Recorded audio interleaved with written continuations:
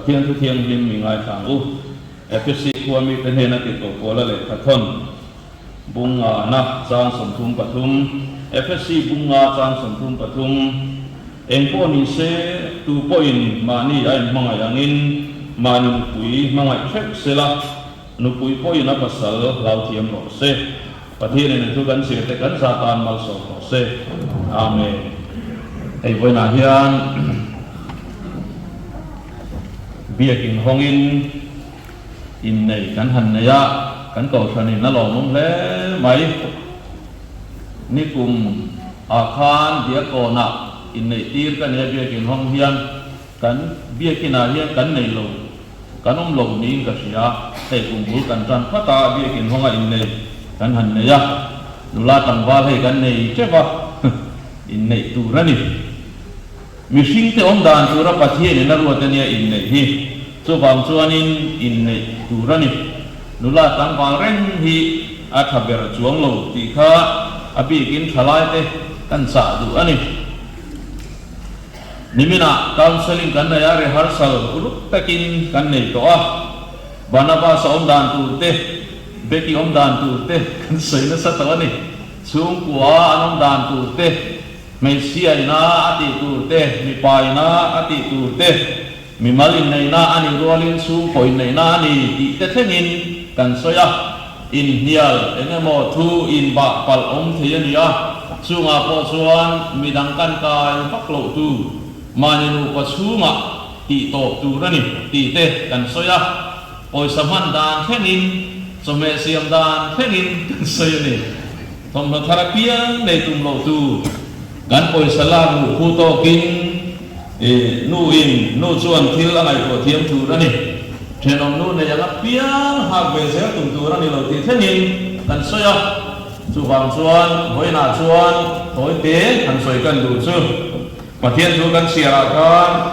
eng po ni se tu ko in mani ai mangai angin mani hui mangai thek sela ti hi pakhana chuan kan soi du a pasal chuan kan pui chu kan pui te hi mani kan in mangai angin kan mangai tu rani ti hi bible in zir tir danani chuan in mangai na hi eng tingai ti ha kan bible in dan zo fam kim na ani ati ani pasalim kan pui te mani kan in mangai anga kan mangai hot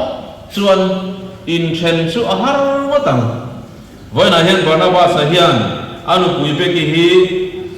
ama a in mangai angin a mangai turani chumi ni phok chuan nu pa in koprem lo hi an ni ton lo reng reng mei chia chu mangai anaya khongai anai de mo an khongai tha ke me mani mei chia hi khongai tel turani pasal te hian mangai le khongai nai mo angai ni chu wangin voina kaluna Barnabas hian anu pui hi ama ai mangai angin mangai turin ko ran hoten kancha ani chu poi mo khop mai ni chu mi chu hong reng sela tina to ya chuan beki hian engtinge kan bible in fil kha nu pui poin apasal lau thiam ro se chu poi mo khop mai ni nu pa ni na zona hian nu pui chuan mani pasal lau a za thiam tu rani ko vela hian mi fin ber mi fam kim ber mi engai ni soi sel go hi kanong reng lo amai ro chu nu pa kan ni na zona pathianin min din na zona hian nu pui tan chuan mani pasal te lau thiama za thiam hian thil ta tak ati fel na lani chu wang chuan hoina hian kan nau beki hian a pasal Barnabas si lau thiam sela za thiam sela choi moi thiam sela chumi ni phot chuan Barnabas hian adua tul mayang amangai tul mayang chu wang chuan pasalin nupui mangai sela